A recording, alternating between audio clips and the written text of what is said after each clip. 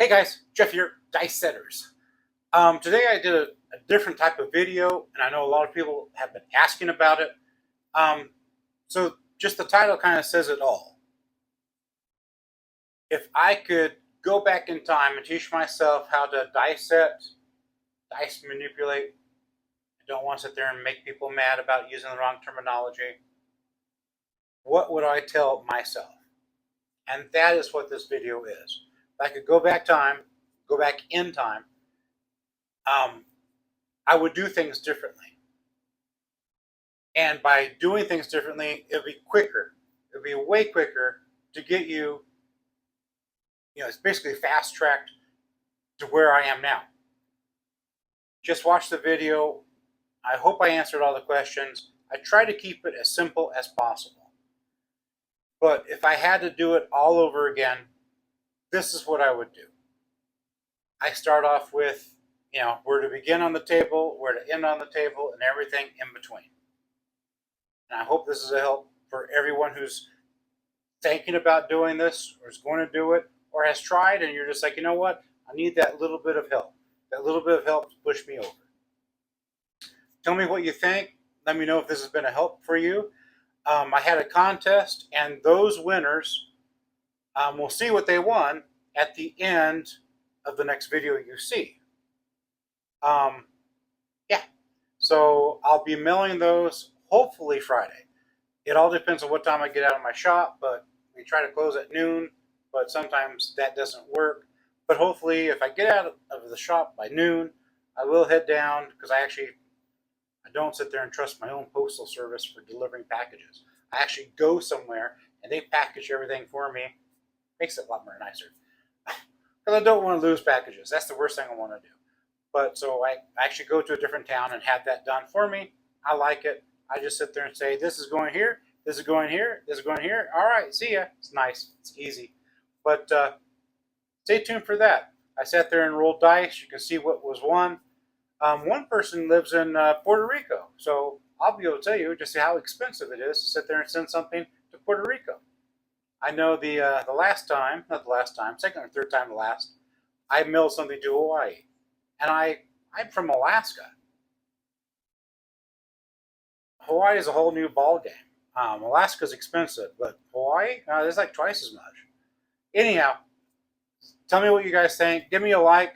If you're not subscribed, please subscribe. I'm not asking you for money. All I am doing is just saying, you know what? If you like this channel, give me a thumbs up. Subscribe. And that will help my channel grow. The more people I can get to watch this, the more money it brings in, and the more contests I can do. The shirts I got for free, but I have to pay for postage. And so as the channel grows, I'll have to be going and doing more contests. Simple as that. So you make the subscribers go up, you bring that money back up. I've got my own thing. I don't need your money. But it would be cool to sit there and get reimbursed for the shipping. I get mostly everything for free. But more subscribers, more contests, because it's not costing me in shipping. All right, guys. Tell me what you think.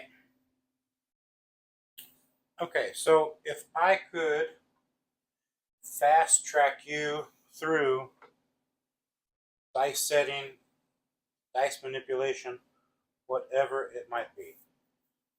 The first thing is your grip.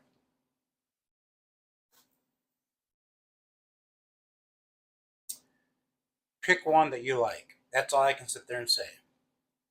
And you're going to practice this for, I would say, 2 months. And that's just not like one time a week. This is like at least 5 times a week. Pick something that you like. Pick something that is comfortable. And I would pick a forward throw. A forward throw would be that you're going from here to there. This would not be a forward throw at all. Pick a forward throw. Do that for 2 months. If you want to do something else, it'll make it so much simpler, because you already know more than half of the things that you're going to need to make that happen. There's, the claw, there's, fingertips all the way down. I mean, you name it. There is thousands. To sit there and say one's better than the other, that's incorrect. If you don't like it, I guarantee you won't like it. If it's easy for you, if you can do it, in the dark, if you can do it, without a problem. And this is the one that I picked up, and I just don't move from it. It's easy. I slide the dice, to the left, so there's no gap in there, and just pick it up. Don't sit there and try to duplicate other people around you when it becomes uncomfortable. You're like, man, I just can't grip it. I just can't hold it. Whatever it might be, do whatever it takes that is easy for you. That being said, the next hardest thing, the very next hardest thing, and the one that is extraordinarily hard for everyone to get down, including myself, and I can even tell you when I do it wrong, is the landing. The landing is the hardest thing. The hardest thing. Because you have from point A to point B when everything bad can happen. This is easy. You can learn this in less than an hour. But from here to here is going to sit there and be something that you're going to learn as a lifetime. Truly, it's going to be a lifetime. But once you get the rhythms of it, once you get the mechanics of it, it's going to be simpler. But when they leave your hand, you're going to sit there and say, oh no, I know that was wrong. That being said, for your grip, you want the dice to land. People go, so worried about with the landing. Here would be fantastic. A little closer would be fantastic. A hair further away would be fantastic. Somewhere in that fantastic zone. And you want the dice to land together, and you want them to land flat. When that happens, you take all the energy out from them. They will slightly kiss the wall, but if you can make them land flat up there, all the energy is released out of them. What you don't want to happen is to have a gap. And when they don't land flat. They land aimed at each other, and bad things happen when that happens. And the only way to get them to stay together is your fingertips. When you sit there and let go of the dice, it's all in the fingertips, all in the fingertips. How high you throw. If you're bouncing over the table, you're either your table's too bouncy or you need to limit your height. Basic and simple. Keep it from bouncing over. I like to go higher if the table will allow it, because that gives you less of a spin. It's just like anything that you drop. From here to here, which would be 7, 8 foot, depending on what kind of table you're throwing from. Sometimes 10 if you're throwing in the very, very back. The lower you throw, the more tendency it is for when they land to have a rotation on them, because there's more pressure when they come in low. There's less pressure when they come in high and hit. But when they come in high and hit, they'll hop over the table if your table is bouncy. If your practice table is bouncy, or if the casino table is bouncy. So there's a happy medium. A super happy medium. So the first thing, get your grip down. Nothing will feel natural for you for the first time you're trying it. You have the claw, but you want something that you're like, okay, well, that seems to be easy. There's people with arthritis, and those right there would be the hardest. Whatever seems comfortable for you, I would recommend doing. I'm a mechanic. There are times that my fingers don't work the way they're supposed to, especially on a hot day. I'll sit there like this, and they won't go back out. I feel you. I understand you.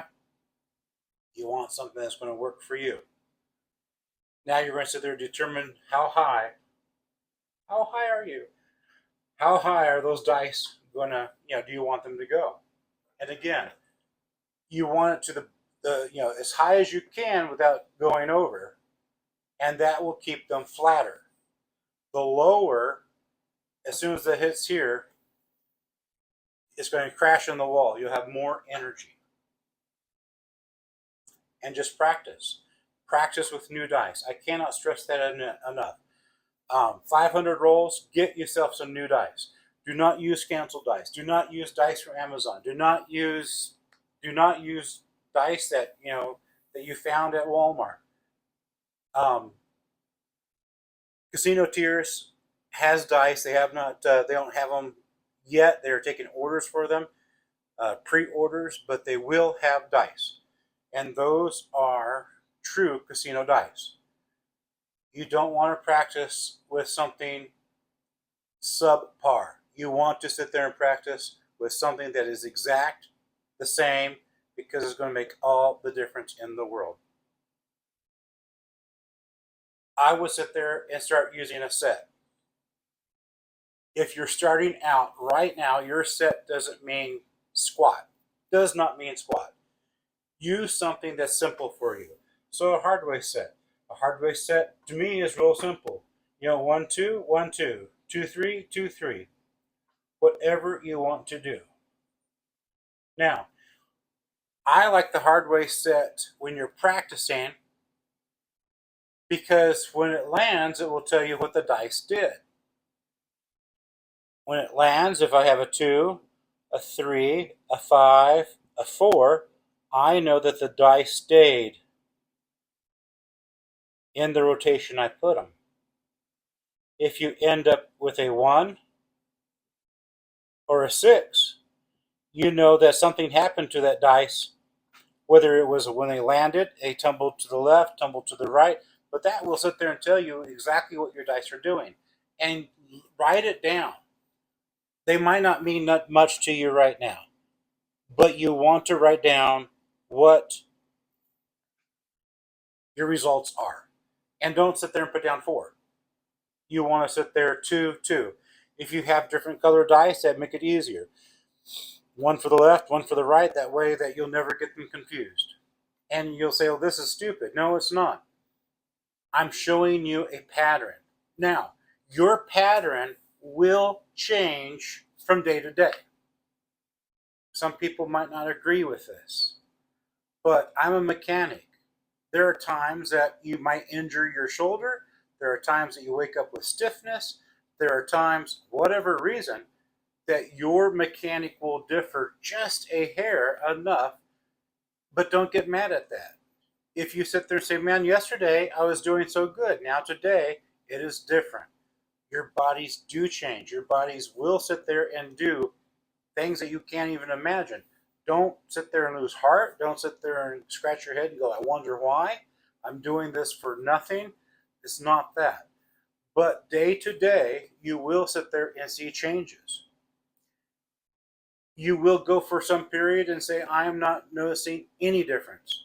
You'll hit a blockade. Keep on pushing through it. Keep on pushing through it. Once you sit there and say, okay, I see a pattern. When I roll the 2 3 2 3, and when it lands, I get a 3 1. I get a 4. And I keep on getting that. So that means that when they travel through the air, when they settle, that means that this guy here is doing this, and this guy here is doing, whoops, I'm sorry, make it a 5. 3 5 is doing that. I said 3 1. That gives you an idea of what's going on in the air when they land and when they settle. And based on that, you can sit there and try other dice sets that are known good dice sets and see what the outcomes are. But once you do that, you can sit there and say, well, I'm not throwing evenly. I'm making my left one trail forward some, or I'm making my right one trail. Whatever, you can sit there and fix that. But you can never fix that if you never know what your starting point is. If you don't know what your starting point is, you'll never be able to fix problems such as that. After you sit there and say, okay, I think I am ready for the casino. You've practiced 1 month, you have your table down, you've sat there and got it kind of bouncy like you saw, the last time you were at your casino. Now it's time to sit there and put where the rubber meets the road. And people say, what do I bet? And I'm going to sit there and show you. I am going to sit there and show you. There are at least 3 or more tables probably at the casino that you go to. Find the one that is cheapest. There'll be a $5 table, a $10 table, a $25 table, and so on and so on. You want to find a table that is the lowest amount. You want to sit there and pick this table when it is no one there, or almost nobody there. And that means it's either going to be morning or it's going to be really, really super late. Everything in between, there's going to be a lot of people. People ask, what do I bet? This is really, really simple. Because you want to be able to control the dice influence, and bet at the same time. Now you've sat there and spent 1 month, 2 months practicing this. And now all of a sudden I sit there and say, well, now we got to sit there and bet. And people don't know, what do I do? What do I do? You're at a $5 table, minimum table.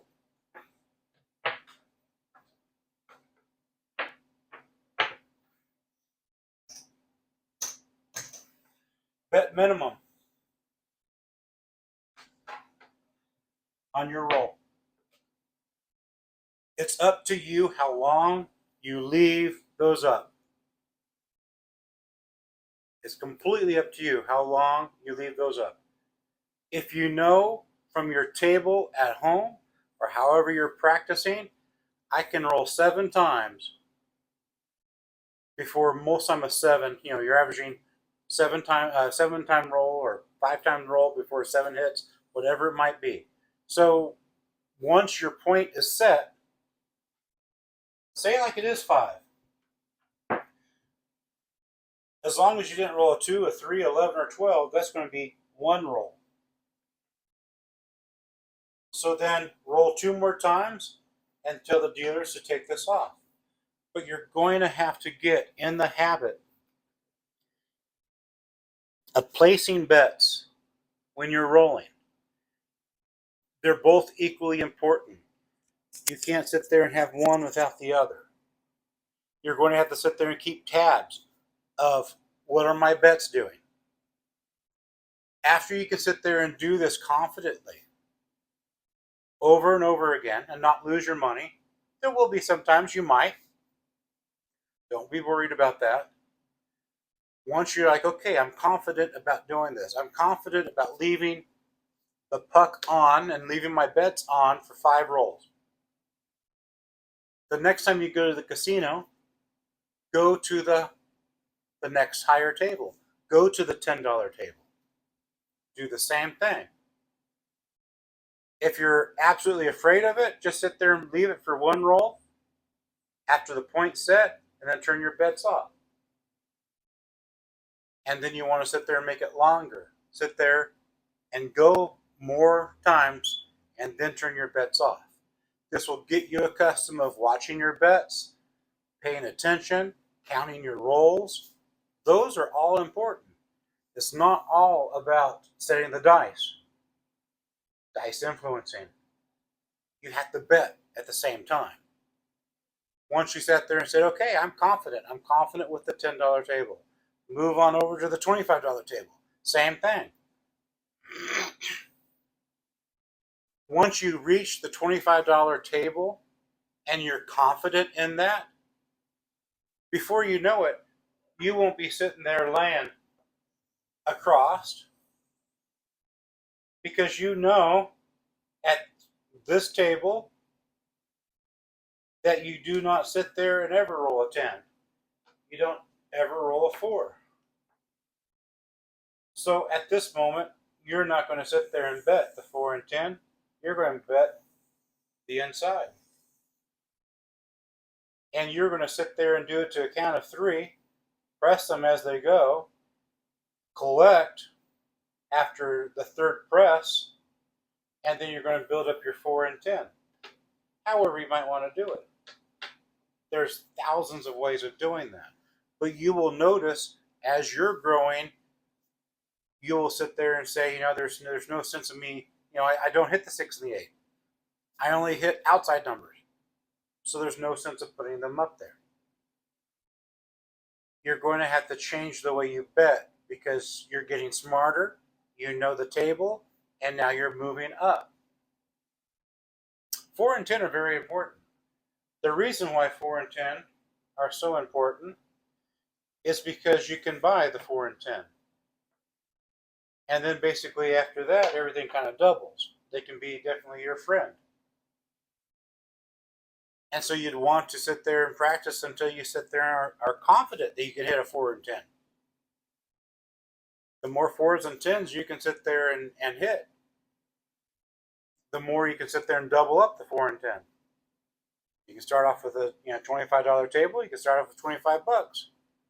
The next one you're going to sit there and go up to $75, and so on and so forth. But we're not going to take a large leap to do this. We're going to baby step it, and that way that you're ready and confident. Because once you lose that confidence, you might as well forget it. Absolutely got to have the confidence. So you start off with a smaller table. You work your way up. Go up to the next table. Work your way up. There is no wrong way of betting when you're first learning to dice set. Truly, there's not. But this is just to get your big toe in the water and try it out and see what happens. Because you have to sit there and not only concentrate on this part of it, but on that part of it. If you fail to concentrate on this, you're going to roll a 7. If you fail to concentrate on your betting, you're going to go home early.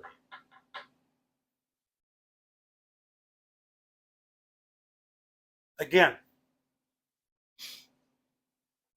this part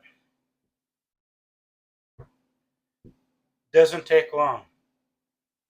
What takes long is from point A to point B. You can mess it up in the air. You can mess it up as it leaves your fingers. You can mess it up when it hits the table.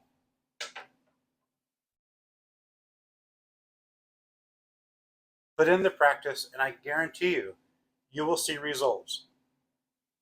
And if you're not, sit there and email me, dicesetters@gmail.com. Send me a video. People do that. I think that's pretty awesome. Sometimes there are people that sit there and say, watch my roll. And these are live YouTubers. I sit there and watch their roll. And then I will sit there and make a short, because you guys seen a couple of shorts here and there. And believe it or not, those shorts really aren't for you guys. Those shorts are for other dice setters, dice influencers, YouTubers that I'm trying to help. And they help me as well. That's the easiest way for us to get content out there that looks good, looks professional, and they can see exactly how to do it. Now, once you've mastered that, you can sit there and roll however you want to. Underhand roll, using flat. Underhand roll, using the cut edge. You can sit there and throw it in line, however you want to. But don't sit there and try one and try another and just go for one. And once you've learned that one, I guarantee you, within 45 minutes of small practicing, you will see results. You will absolutely see results. Baby step. When you learn to swim, you don't start off in the deep section. You start off in the shallow section. Thanks for watching. Like, share, subscribe, and I hope this has been a big help to those that wanted this video. And truly, everyone wants the landing zone. Picture the landing zone. That's something that you're going to have to determine. You're going to have to determine where do you want that at. And as you sit there and practice, you'll sit there and go closer. You'll sit there and pull it back. You'll sit there and go back in the middle. You'll try high, you'll try low, and you will find that happy medium. Each table's different. Each person's different. But once you master it, you'll have a oops here and there. But once you master it, you're like, well, that was sure simple. And this video is things I wish I knew about die setting before I started practicing die setting. Thanks, guys. Have a good one. Hey, guys. Jeff here, Die Setters. We have our winner's gifts. That one there is a Raiders. The same one, Raiders. That's the back side. That's the front side. Wish You Were Beer, Ellis Island. Got 2 of those. And then I have 2 long sleeve Turn 4 Ellis shirts. So I'm going to go with Kenneth first. I'm going to roll 1 die, and whatever it's going to be is his prize. 1. Kenneth gets number 1.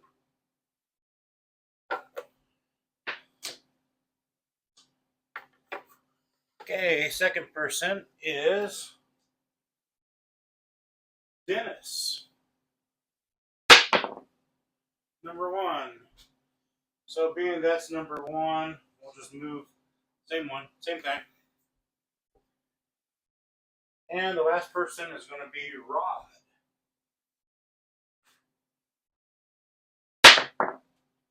3. There we have it. Thank you guys for participating in our game we had.